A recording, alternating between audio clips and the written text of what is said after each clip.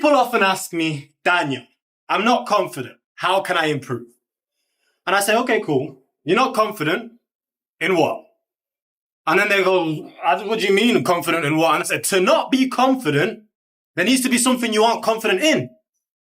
And then they go, oh, in general, I'm just not a confident person. And then I sit there and I look at them. Has it ever crossed your mind that maybe it's just because you're not a capable individual? And for the first time, they actually hear something that they've been knowing for a very long time. And then they go out and fix it.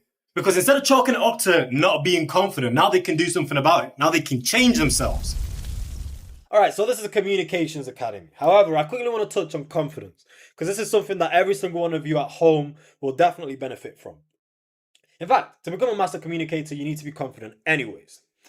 My point. If you're not good at maths, more than likely you won't be confident going into a maths test. And likewise, you won't be very confident at driving a car if you're terrible at driving cars.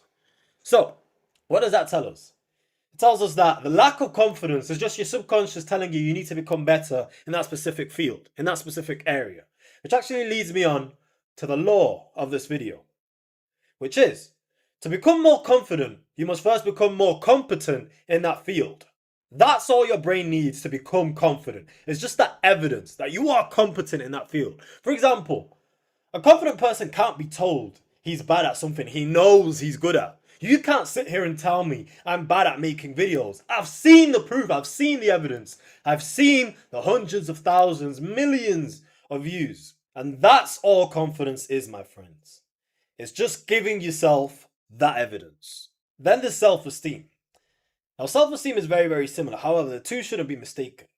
Self-esteem is more of a holistic view of oneself, a holistic perception of yourself. Whereas we said before that confidence is more specific to a certain task or a certain area. You can be confident when it comes to taking a maths test, confident when it comes to driving. If someone says they're not a confident individual all round, more often than not, they mean they've got low self-esteem. And this happens for two main reasons. Number one is that they're seeking validation from others, which is more common than you think, especially in today's day and age. We live in a digital world where people care more about looking good than actually being good at something. And what happens is that when you do that, you neglect how you feel about yourself, which is a very, very bad idea. Your self-esteem is built by adhering to your principles and morals. And when you compromise them, you lose all integrity. You start to conform to other people's expectations of you, really. They become obstacles for you and you become a slave to their expectation of you. And that's why people's self-esteems are very, very low, especially these days. Number two is you've not done enough esteemable actions.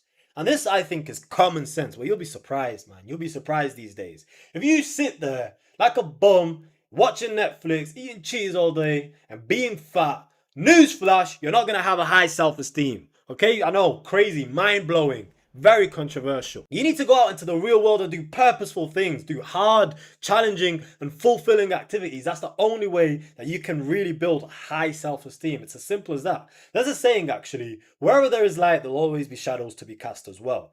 And the light in this case would be you having a comfortable life in bed, eating Cheetos, watching Netflix. Who wouldn't want that? The dark, however, the shadows that are cast are you being very low confidence, very low self-esteem, you getting fat and being attractive to absolutely nobody.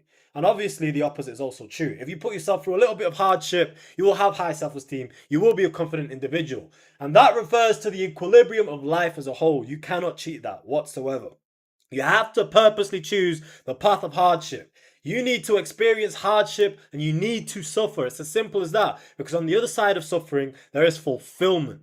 And it always goes back to that idea of showing yourself evidence. It works in the exact same way. But of course, to pick the hard path, you need courage and you need perseverance. But I'll leave that for another video actually, because I really want to cover that in the next video. Alright, so a quick recap then to end off this video. To build confidence, you need to be competent. And if you lack the self-esteem to be confident, go out, do something purposeful, fulfilling, hard. Stop trying to seek other people's validations instead. And with that being said, on to the next video.